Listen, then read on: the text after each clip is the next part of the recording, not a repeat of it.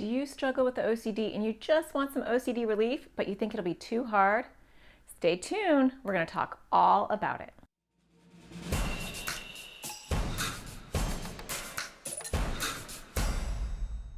Hi, my name is Natasha Daniels. I'm a therapist and make videos for people with anxiety or OCD. And today I want to talk to you about how to get some OCD relief. Are you struggling? Do you need some help? We're going to talk all about that. But before we get started, don't forget to hit subscribe so you don't miss any of my YouTube videos that come out every Thursday. So I get this question a lot, especially in my private practice, where people want some quick relief. They're feeling overwhelmed, they're having all these bad thoughts or these intrusive feelings, and they just want it to go away. And a lot of times they actually feel like it's so overwhelming that they don't even want to start. Is that you? Do you feel like, it's just so bad that there's nothing you can tell me that's gonna work? Or the stuff you're telling me to do, the stuff I've read about, or the stuff that other people have told me about, doing exposure response prevention or doing challenges, it's just too scary. And so I guess I'm just doomed to have a life of OCD. Well, that's not true at all. And so I want to talk to you about the importance of understanding that OCD relief comes in very tiny steps. And anybody in any situation, no matter how bad your OCD is, can find a tiny step and move towards that step, moving into the right direction. So I want you to think about OCD as a phone call, right? Or maybe a text, depending on how old you are. So OCD's been calling you, and maybe OCD's been calling you for a really long time.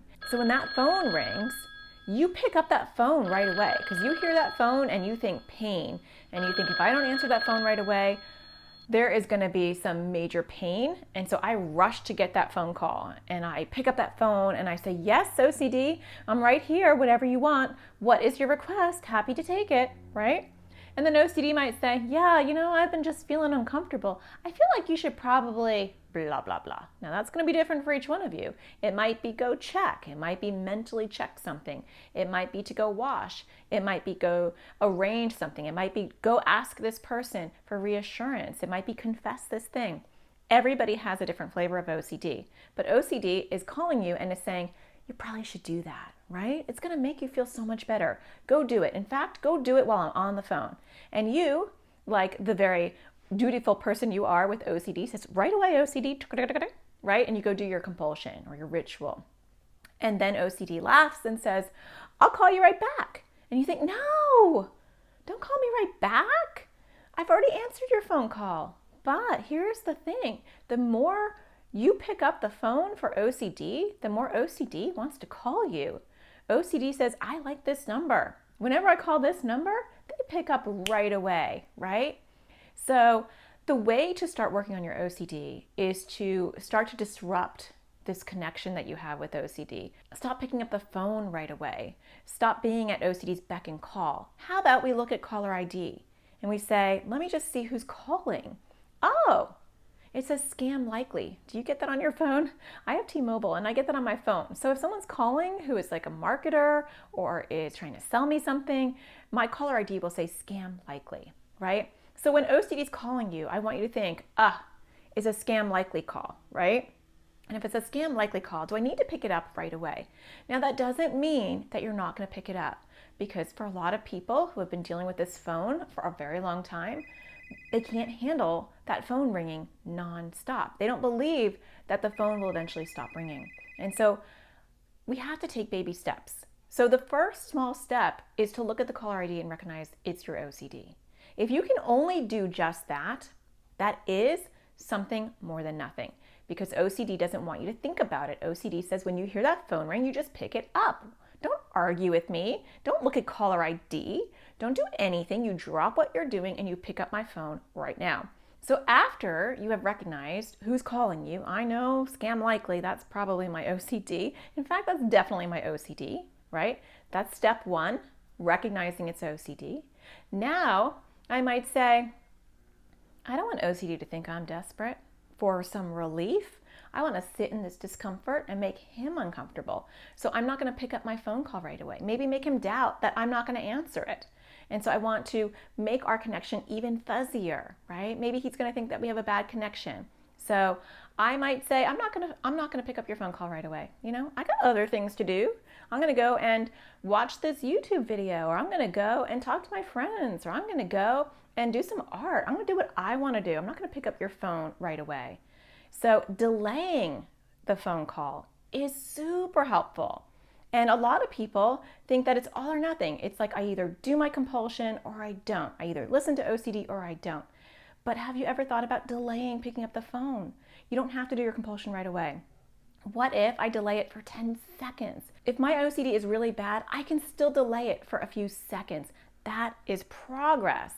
You cannot make progress overnight. You have to build it. It's building blocks. And so 10 seconds, then 20 seconds. Now I'm at 30 seconds. Now I'm at a minute. Now I'm at 5 minutes or 30 minutes or an hour, right? That doesn't happen overnight for a lot of people, right? You just start with the small steps and you build up your muscles. So you ignore that phone call for a little while and then you pick it up. Okay, fine, I hear you. What do you want? I'm gonna do what you want, but I made you wait, right? So now OCD is kind of like, she doesn't answer my phone all the time, or he doesn't pick up my phone calls like he used to. What's going on with our relationship? And then as you get bigger and stronger, you ignore that phone call altogether sometimes. So for the smaller phone calls, when you know he's just nagging you, it's not a big ring, maybe it's a really quiet ring in the corner, you hear it, you look at caller ID, you say, scam likely, it's my OCD. And you think, I know what he's calling about because I can kind of hear him in my head. And this is such a minor thing that I'm actually going to try to ignore the phone call.